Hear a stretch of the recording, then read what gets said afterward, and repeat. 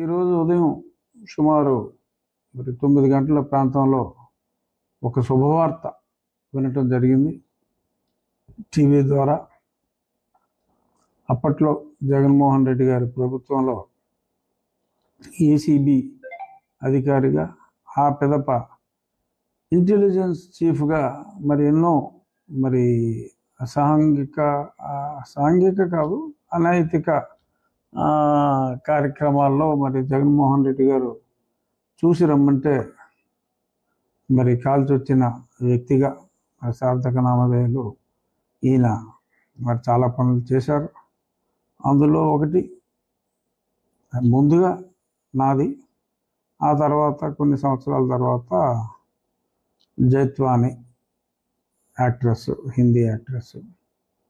ఆ కేసులో ఆ కేసుని సిఐడి విచారిస్తున్నట్టుగా ఉంది.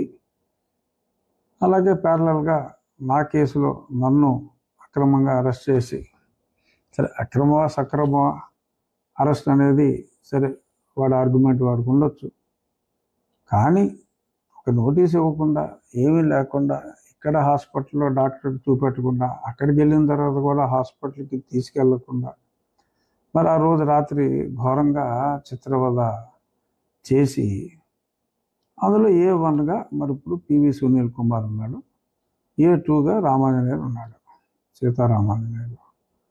సీతారామాంజనేయులు బేసిక్గా వ్యూహకర్త. అతను వ్యూహరచనలో ఘనాపాటి అని అందరూ అంటారు. పివి సునీల్ కుమార్ కూడా యాదవ పనులు చేయటంలో ఎప్పుడూ ముందుంటాడు. ఆ పివి సునీల్ కుమారు ఇతను వ్యూహరచనలో భాగస్వాములు అనటంలో ఎటువంటి సందేహం లేదు. ఇప్పుడు జత్వాని కేసులో సీతారామాంజనేయులు తన్ని అరెస్ట్ చేయటం జరిగింది. సో అందరూ అరెస్ట్ చేసినప్పుడు పొద్దున్న టీవీ మాధ్యమాలన్నీ కూడా రఘురామ RRR కేసులో కూడా ఈయన A2గా ఉన్నారు అని చాలా స్పష్టంగా ఎవరికి తోచిన కథనాలు వాళ్ళు రాస్తున్నారు. సంతోషం అనిపించింది డెఫినెట్గా. కానీ ఎక్కువ మంది నన్ను అడుగుతున్న ప్రశ్న, చాలా ఫోన్లు వచ్చినాయి, అందరికీ సమాధానం మళ్ళీ ఫోన్లలో చెప్పకుండా ఈ రకంగా మీడియా మాధ్యమం ద్వారా తెలియచేద్దాం అనుకుంటున్నా. పివి సునీల్ కుమార్ను కూడా ఇప్పటికే చాలా ఆలస్యమైంది, కనీసం మాట వరుసకు కూడా పిలవటం జరగలేదు. నో డౌట్ ఒంగోలు పోలీసు అధికారులు ఒక క్రమ పద్ధతిలో విచారణ చేస్తున్నారు. కానీ దెబ్బలు తిన్నోడు నాలాంటోడు అట్లీస్ట్ మోటారు వాహనం అంటే హై ఎండ్ BMW బెంజ్ కార్లా కాకపోయినా అట్లీస్ట్ మారుతి 800 వేగం అన్నా సరే ఊహించుకోవటంలో తప్పులేదు. కాకపోతే నడక రోడ్డు రోలర్ లాగా నడుస్తుంది వేగం. సరే రోడ్డు రోలర్ లాగా నడిచినా అది వేగం తక్కువైనా దాని బరువు గట్టిగా ఉంటుంది. ఒకసారి తొక్కిందంటే చాలా గట్టిగా తొక్కుతుంది అని పాజిటివ్గా తీసుకునే వ్యక్తిని నేను. కానీ ఆలస్యం అవుతుంది, సంవత్సరం అయింది. ఆ సునీల్ నాయక్ అని ఉన్నాడు, అసలు దొంగ. అతడు సరే అప్పుడు బీహార్ పోయాడు కదా, సరే వీళ్ళు దొరుకుతారు, వీళ్ళే చెప్తారని అనుకున్నాం. ఇప్పుడు ఆ సునీల్ నాయక్కి నోటీస్ ఇస్తే, ఎందుకంటే అప్పుడు స్పాట్లో ఆ పక్కగదిలో ఉన్నాడు, చాలామంది స్టేట్మెంట్స్ ఇచ్చారు.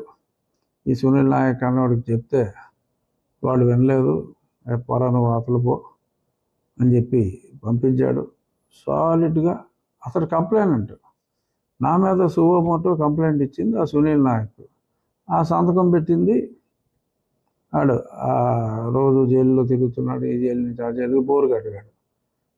అనిల్ నాకు సాక్షి సంతకం పెట్టాడు. దీన్ని బట్టి అర్థమైపోయింది మీ క్వాలిటీ ఆఫ్ ద కేసు, వీళ్ళకి ఈ సాక్షి వాడికి ఎటువంటి సాక్ష్యాలు దొరుకుతారో అనేది ఆ బోరగడ్డ అనిల్ కుమార్ని చూస్తేనే సమాజానికి అర్థమవుతుంది వీళ్ళు ఎంత గొప్ప వాళ్ళు.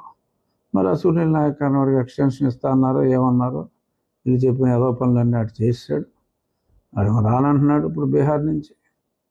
ఎందుకంటే నేను వారు రానంటున్నారు ఈ తొక్కలో డైలాగులు ఇంకా అనవసరం అనుకున్నాను. ఎందుకంటే మరంతా డర్టీగా బిహేవ్ చేస్తున్నారు. రానంటున్నాడు అక్కడి నుంచి. నేను రావక్కర్లేదు, కావాలంటే మీరే రండి అంటున్నా అంట. మరి వీళ్ళు వెళ్ళాలి. అక్కడికి వెళ్ళిన తర్వాత క్రిస్టల్ క్లియర్. మరి ఎలా అయితే ఈ ఆఫీసర్ని సీతారామాంజనేయులు ఐపీఎస్ మరి ఎలా అయితే అరెస్ట్ చేశారో మరి అదే బాటలో ఇప్పుడు వేగం పుంజుకుంది. సో వేగం పుంజుకుంది కాబట్టి ఇదే వేగంతో మరి మా కేసు కూడా, ఎందుకంటే నేను బాధితుడిని, నన్ను చెతకు కొట్టారు, నా పరిస్థితి అందరూ కళ్ళారా చూశారు. ఎందరో నాయకులు ఎన్నో సమావేశాల్లో చెప్పారు. మిలిటరీ హాస్పిటల్ రిపోర్ట్లు ఉన్నాయి. అయినప్పటికీ మరి ఇంకా చేశారు. ఇద్దరిని అరెస్ట్ చేశారు. సరే వాళ్ళు బయటికి వెళ్ళిపోయారు. 90 రోజుల దగ్గర పడింది. సరే ఈవిడేమో దొరకలేదు.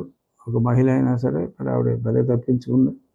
సుప్రీంకోర్టులో టెంపరీగా ప్రొటెక్షన్ దొరికింది. రేపు 24వ తారీఖు అంటే ఎల్లుండు మళ్ళీ విచారణకు వస్తుంది. మరి విచారణలో మరి